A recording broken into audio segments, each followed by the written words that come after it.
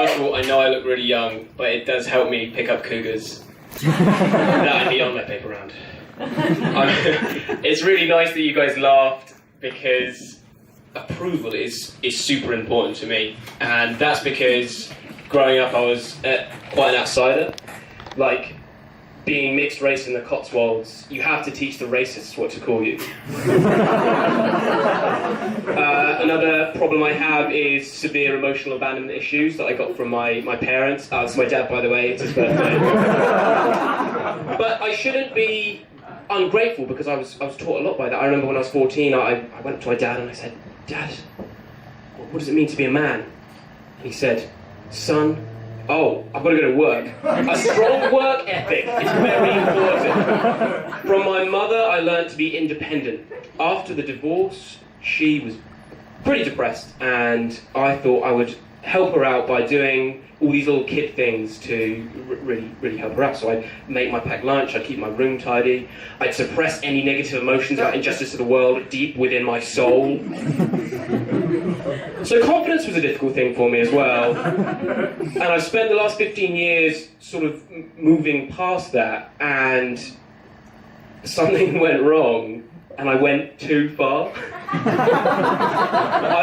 I've transformed from an eczema-faced emo kid to a vain, muscly prick. And I now have this problem with vanity. But it's not like an actual problem.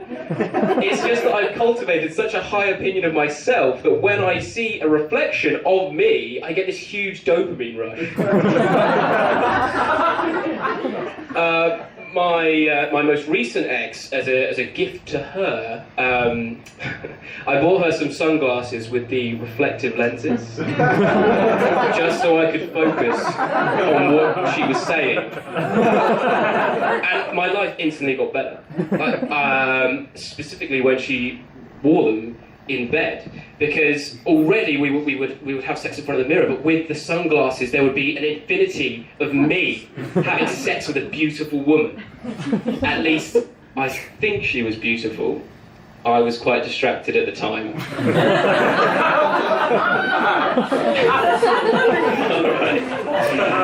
Another time, a different ex, obviously, we went to the fairground and she was like, "Hey, let's go do the mirror maze." And I was like, "Absolutely."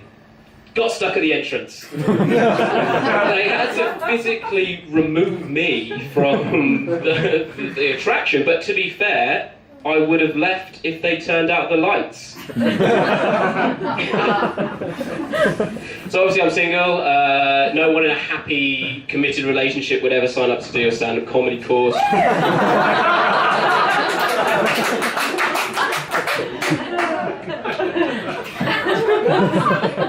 But I'm trying really hard to meet someone, so I go on like a lot of dates. But one date that I went on a few weeks ago was great. She was really smart, like genuinely witty, and had this really great taste. Not my type physically, but we had such a great time that I was like, "Oh, great, a friend. You know, I've met someone who is genuinely interesting." And I was pretty tired and pretty hungry, so I said, "Hey, listen. Let's get some wine and some pizzas and come back to my place and watch Robot Wars." So, 4 episodes into Robot Wars, she stares at me and she says, "When are you going to fuck me?" I was shocked. I had no idea that a mid-range Chardonnay, fatty foods and Robot Wars was such a powerful aphrodisiac. So I said, "Hey, listen, it's great. I think this is more of a platonic thing. You're lovely." And she was like, "Listen, I've bought you drinks. I paid for that pizza. The least you can do is fuck me." And I was like, "Oh my goodness." So I caved to the emotional blackmail. And it's quite harrowing for me. Anyway, so halfway through, I'm like obviously not feeling it at all, and I remove myself, and I say, I was like, "Oh, we're not sexually compatible." And she instantly stands up, sits up in the bed, and she says, "I'm not going to sleep until you finish." And I said, "Okay, well, are you going to help me?" And she was like, "No." You're going to do it.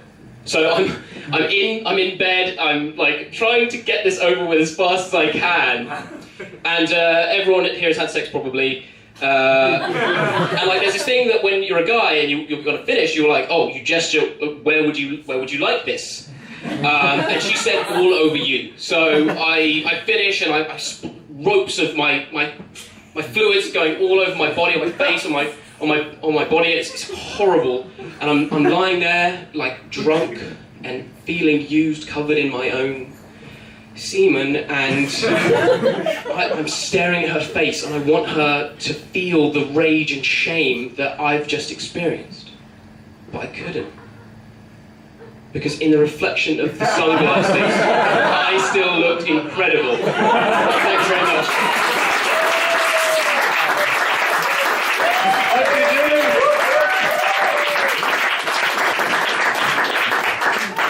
Some people are leaving because of that.